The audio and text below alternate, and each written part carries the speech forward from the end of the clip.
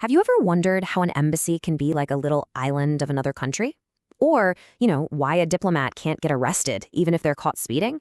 Well, it's not some old school gentleman's agreement. It's all thanks to this incredible invisible shield, a shield created by one single powerful international treaty.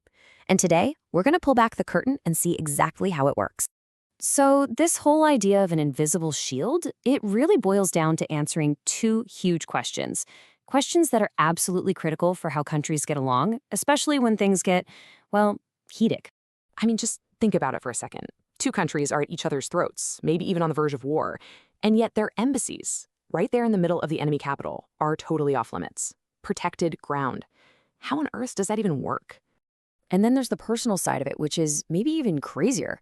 You've got a diplomat living in a foreign country, but they don't have to follow the same rules as everybody else. I mean, why do they get this special, almost superhero level of protection? Okay, so the answer to both of these big questions. It isn't just about, being polite or following some old custom. Nope. It is all spelled out black and white in one foundational treaty. This is the rulebook for how modern diplomacy works. Now, to really get why this treaty is such a game changer, we kind of have to rewind the clock. We need to see what the world was like before it existed. And honestly, the best word for it is just chaos. So before 1961, you're looking at a world where diplomacy was basically a high-stakes gamble. It was pure chaos, full of risk and constant misunderstandings. But then, after this treaty comes into play, everything shifts. Suddenly there's order, there's predictability. And the big one, there are clear, open lines of communication.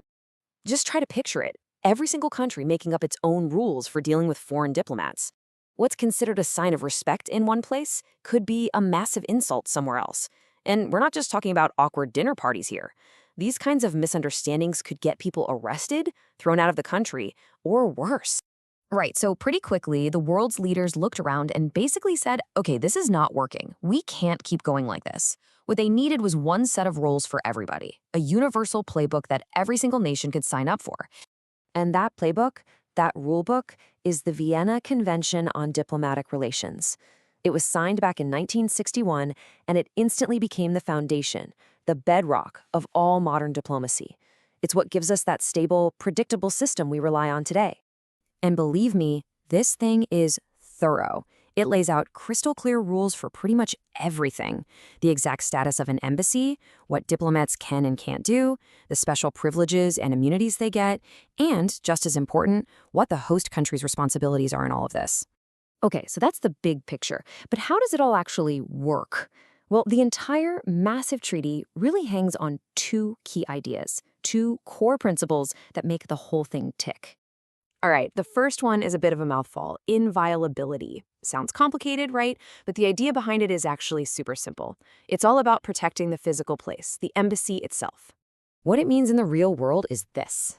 Local police, soldiers, any government officials from the host country, they can't just barge into an embassy. No way. That space is a protected zone, and they absolutely need the ambassador's permission to set foot inside. Now, the second principle is the one you've almost definitely heard about, probably from movies, diplomatic immunity. And if inviolability protects the place, immunity protects the people. So what does that actually mean? It means that a diplomat, while on duty in another country, can't be arrested, they can't be thrown in jail, and they can't be prosecuted there. And this isn't just a get-out-of-jail-free card. The whole point is to make sure they can do their job without being threatened or harassed with legal trouble by the host government. Okay, but let's be real. This immediately raises a huge question, right? Does this mean diplomats can just run wild and do whatever they want with zero consequences? Well, the answer to that is a hard no. And this is maybe the most important takeaway. Immunity is not the same thing as impunity. They are two totally different concepts. Just because you're shielded from the local courts doesn't mean you're above the law. There's a whole system of accountability built right into the convention. See, diplomats have their own set of rules to follow. They are absolutely required to respect the laws of the country they're in, and they're forbidden from interfering in local politics. If one of them does commit a serious crime, their home country has to step in. They can either waive the diplomat's immunity, basically giving the host country permission to prosecute, or, what usually happens, they'll just recall the person and send them home. So you might be thinking, this treaty is from 1961. That's a long time ago. Is it even still relevant? And the answer is absolutely yes. In today's messy, complicated world, this shield for diplomacy might be more important than it's ever been. Just try to imagine a world without these rules for a second. The second a crisis hits, those lines of communication would just slam shut. Diplomats would instantly become hostages or bargaining chips.